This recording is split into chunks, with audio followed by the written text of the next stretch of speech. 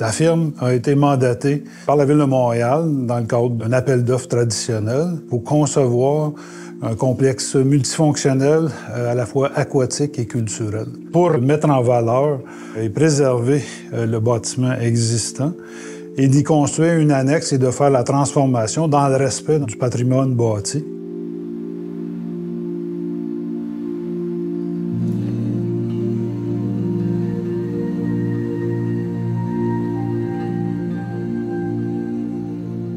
Le Centre Rosemont est un projet qui a été construit entre 1949 et 1951 par l'architecte Jean-Julien Perrault.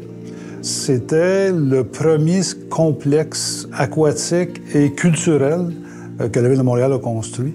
C'est un projet qui revêt un intérêt patrimonial. Puis nous, ce qu'on a donné comme concept, en fait, c'était aussi une approche pavillonnaire, c'est-à-dire qu'on a créé ce même genre de langage de lecture, c'est-à-dire qu'on a pavillon bibliothèque, pavillon centre communautaire, pavillon piscine, tout en créant des dégagements dans différents secteurs, particulièrement une aire de jeu pour les enfants au coin de la 9e et Bellechasse.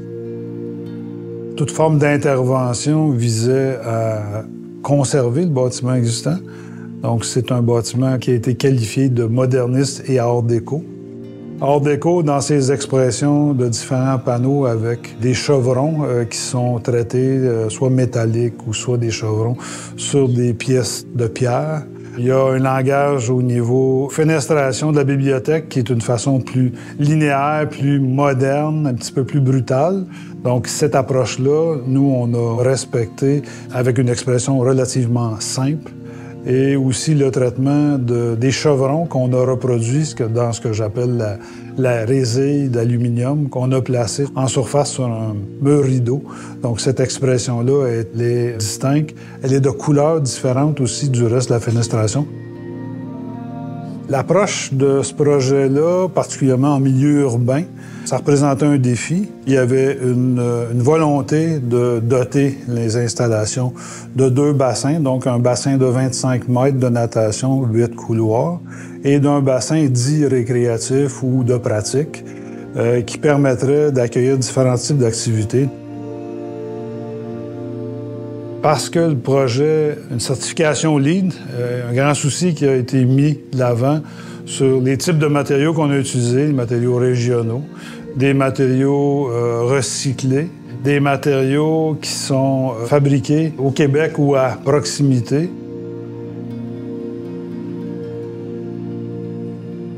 Le côté unique du projet, je crois que c'est la transparence.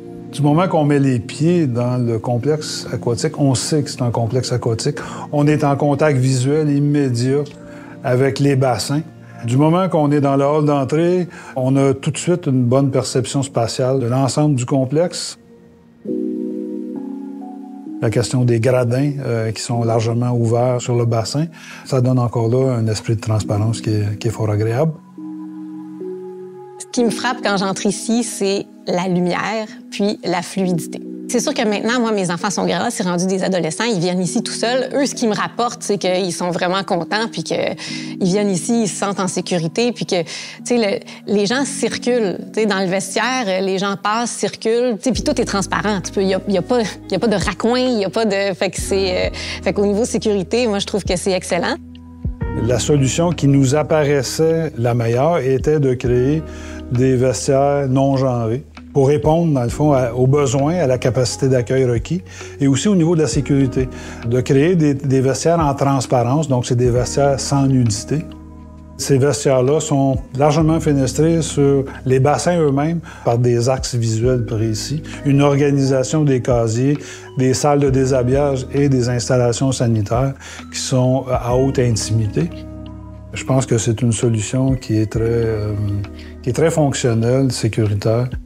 Pour rencontrer les objectifs de développement durable et de performance énergétique, l'approche, ça a été, dans un premier temps, d'utiliser la géothermie. Et au global, on atteint une réduction de la consommation énergétique qui est de l'ordre de 55 à 60 % par rapport à un bâtiment comparable.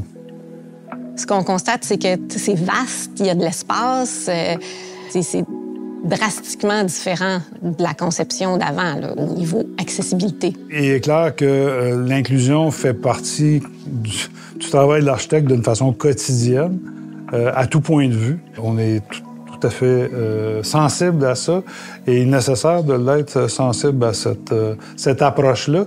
Puis ça demande aussi une connaissance, dans le fond, des solutions possibles à mettre en place qui sont, la plupart du temps, tout à fait raisonnables et sans compromis, là.